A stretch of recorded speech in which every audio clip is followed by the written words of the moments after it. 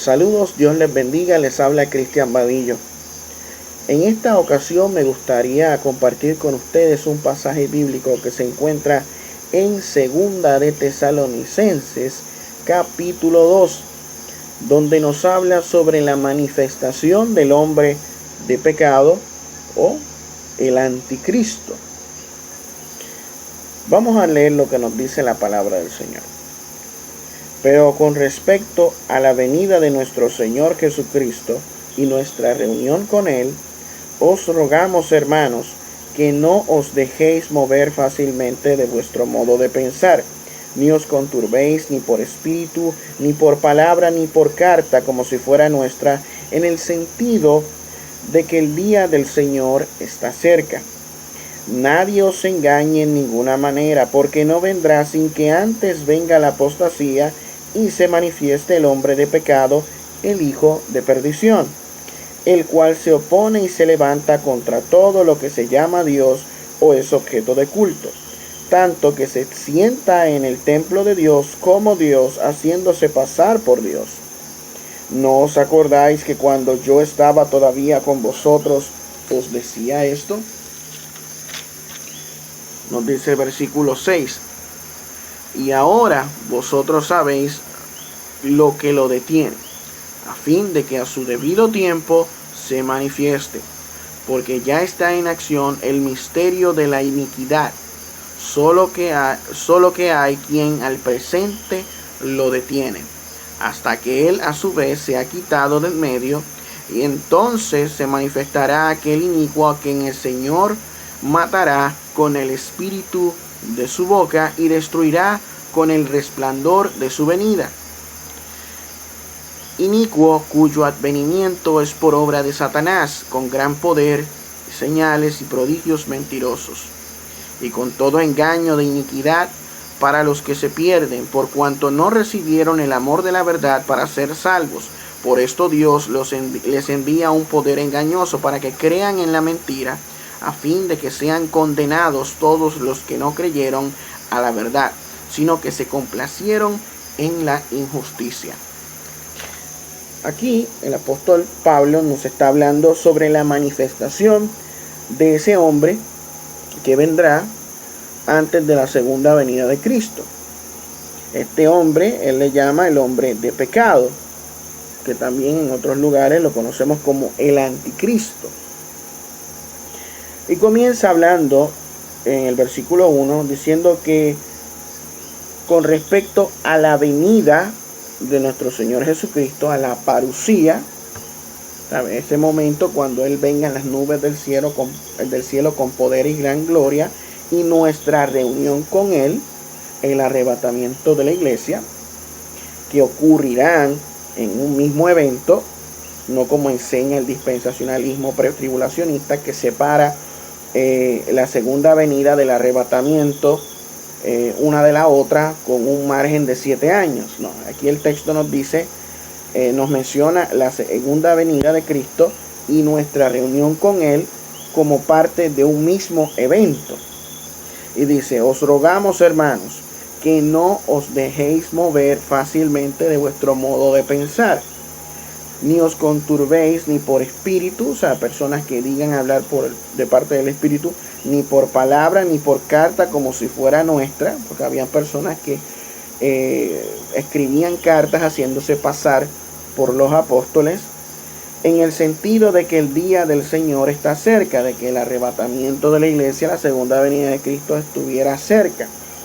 Y nos dice el por qué, dice el versículo 3, nadie os engañe en ninguna manera, porque no vendrá, que no vendrá la venida de nuestro Señor Jesucristo y nuestra reunión con Él, no vendrá sin que antes venga la apostasía, esa rebelión contra Dios, esa rebelión final que habrá antes del fin, y se manifieste el hombre de pecado, el hijo de perdición, o sea, el anticristo, el cual se opone y se levanta contra todo lo que se llama Dios o es objeto de culto, tanto que se sienta en el templo de Dios como Dios, haciéndose pasar por Dios.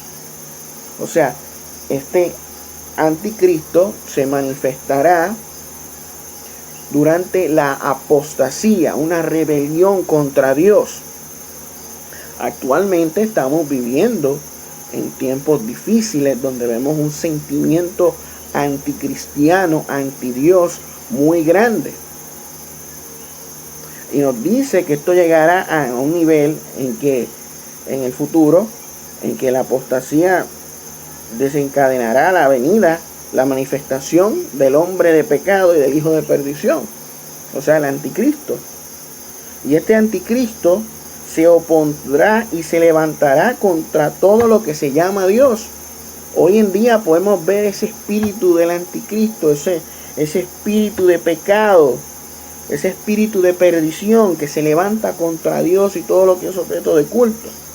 Tanto que se sienta en el templo de Dios como Dios, haciéndose pasar por Dios. O sea, hoy en día vivimos una sociedad hedonista, materialista, egocéntrica, donde el hombre se adora a sí mismo.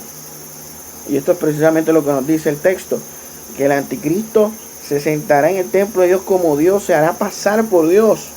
O sea, el anticristo se exaltará a sí mismo. Hoy en día vemos el espíritu de ese anticristo en nuestra sociedad.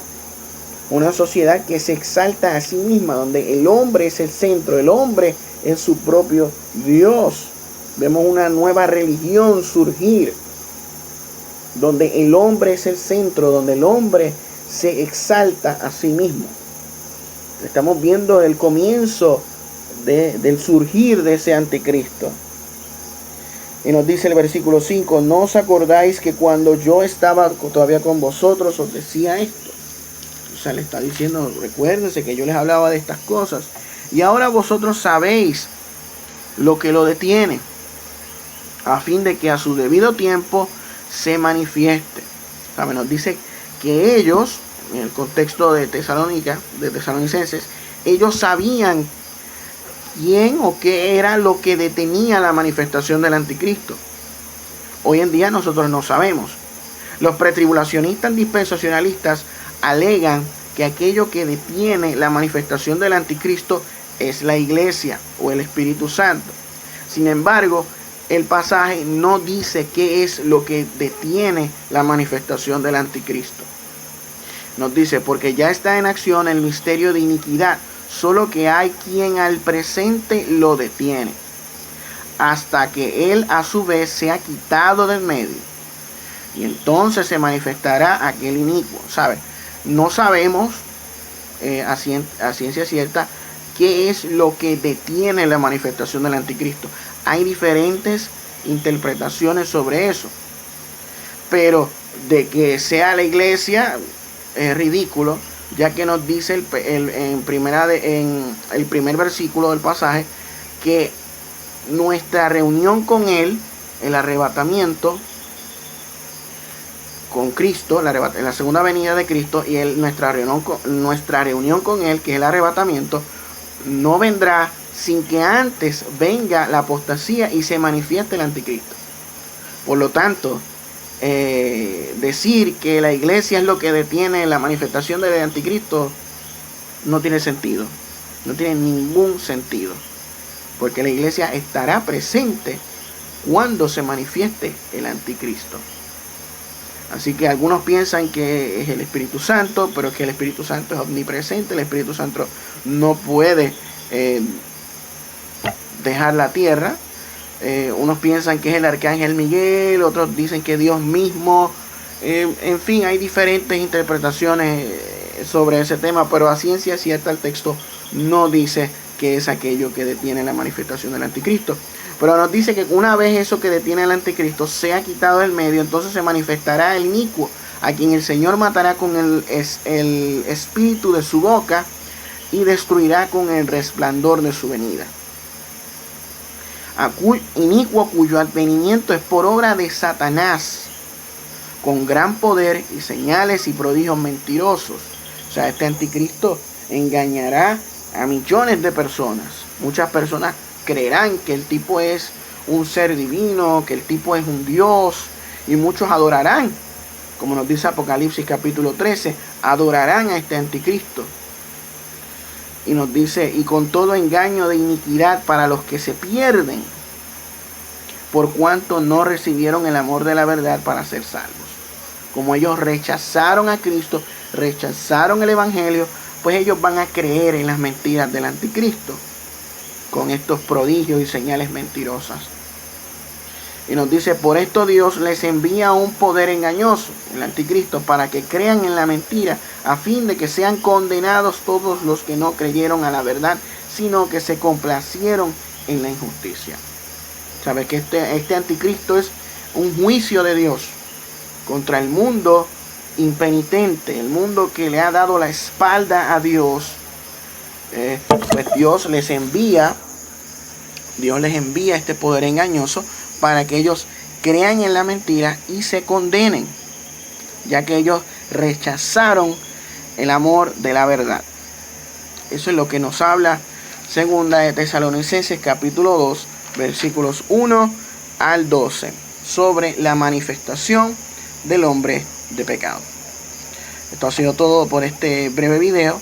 Que Dios los bendiga, que Dios los guarde y nos vemos en la próxima, si el Señor lo permite.